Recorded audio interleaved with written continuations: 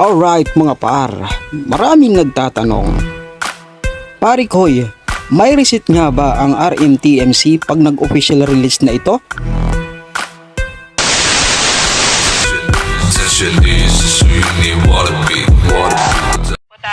So narito nga ang pahayag nung ginawang livestream ng mga taga RMTMC nung nakaraang buwan. Mga par, sa mga di pa nakapalo ng ating page, paki-follow na rin at paki-share, like na rin ng video na ito. Sa mga nagtatanong, pakinggan at panuorin natin ito maiye. Alright, umpisahan na natin. Gaya ng may mga misleading comments walang reset na mangyayari. Okay?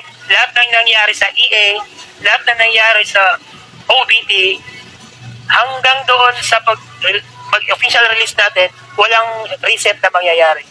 So, lahat yan. So, yun. Pero yung release date ng natin,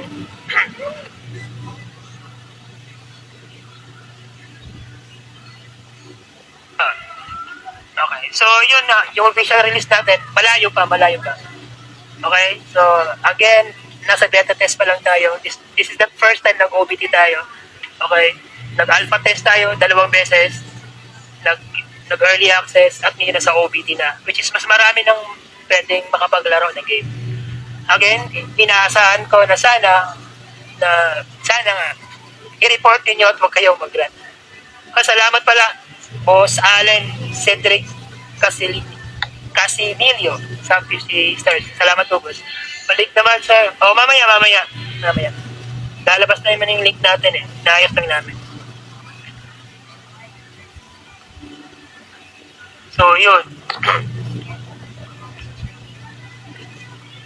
So, eto yun.